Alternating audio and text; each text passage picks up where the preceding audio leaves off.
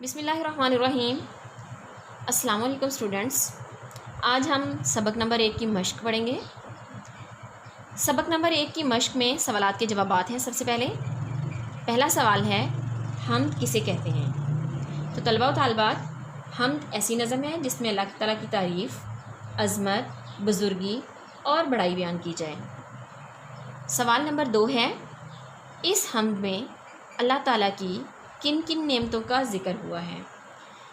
तो प्यारे तलबा व तालिबात, अल्लाह ताला की नेमतें तो बेशुमार हैं, लेकिन हम सिर्फ वही नेमतें बताएंगे जिनका शायर ने इस नज़म में ज़िक्र किया है, जैसा कि मैदान, सहरा, दरिया, फूल, बहार, चाँद, फलक, सितारे, मौसम और परिंदों के गीत वगैरह।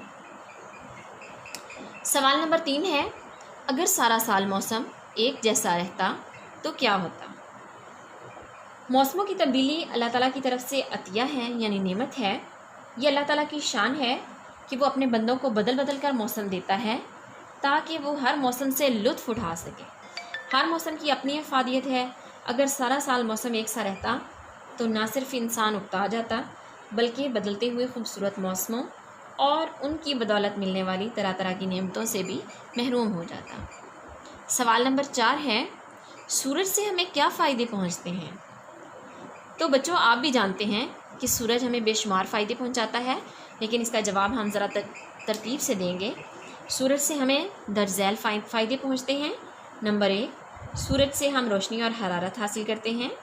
नंबर 2, सूरज विटामिन डी की फ़राहमी का बहुत बड़ा ज़रिया है। नंबर 3, सूरज की रोशनी से पौधे और दरख्त खुराक हासिल करते हैं। इसी तरह नंबर 4 है, सूरज की हरारत से फसलें पकती हैं। नंबर 5 पे हम लिखेंगे, सूरज की बदौलत फल पकते हैं और उनमें जायका आता है। और नंबर 6 पे हम लिखेंगे, सूरज की रोशनी से फूलों में रंग और खुशबू पैदा होती है। तो बच्चों, ये इतने फ़वाइद मैंने जो आपको बताए हैं, ज़रूरी नहीं कि आपने सारे ही लिखने हैं। आप 3, 4, 5 जितने लिखना चाहें वो लिख सकते हैं। इसी तरह अगला सवाल है, स्याही के पर्दे उठाने से क्या मुराद है? स्याही के पर्दे उठाने से मुराद रात की तारीकी का दिन की रोशनी में बदलना है। यहाँ स्याही से मुराद रात का अंधेरा है, जो सुबह सूरज तलू होने पर ख़त्म हो जाता है। सूरज की रोशनी रात के अंधेरे पर गालिब आ जाती है, यूँ स्याही के पर्दे उठ जाते हैं। अगला सवाल है, आसमान पर चमकते सितारे आपको कैसे लगते हैं? तो स्टूडेंट्स, आसमान पर चमकते हुए सितारे मुझे तो बहुत दिलकश और खूबसूरत लगते हैं। यकीनन आपको भी लगते होंगे। रात के अंधेरे में ये चमकते हुए सितारे यूँ दिखाई देते हैं गोया किसी ने हीरे जवाहरात और मोती बखेर दिए हों। ये चमकते हुए खूबसूरत सितारे ना सिर्फ देखने में भले मालूम होते हैं, बल्कि ये रात की खूबसूरती और दिलकशी में भी बेपनाह इजाफे का बायस है। तो स्टूडेंट्स, कुछ एक्स्ट्रा सवालात के जवाबात भी हैं इसमें, चूँकि ये मुझे बहुत अच्छे लगे हैं, इसलिए मैंने ये भी लिख दिए किए हैं साथ। ये है सूरतुल फातिहा की वो आयत और उसका तर्जुमा लिखें जिसमें हम अल्लाह ताला से दुआ करते हैं कि वो हमें सीधे रास्ते पर चलाए और भटकने से बचाए। तो इसका जवाब आप भी जानते होंगे यकीनन कि हम सूरतुल फातिहा नमाज में 5 दफ़ा पढ़ते हैं और हम उसमें ये आयत भी पढ़ते हैं, इहदिनस सिरातल मुस्तकीम सिरातल्लज़ीना अनअमता अलैहिम गैरिल मग़ज़ूबि अलैहिम वलज़्ज़ाल्लीन।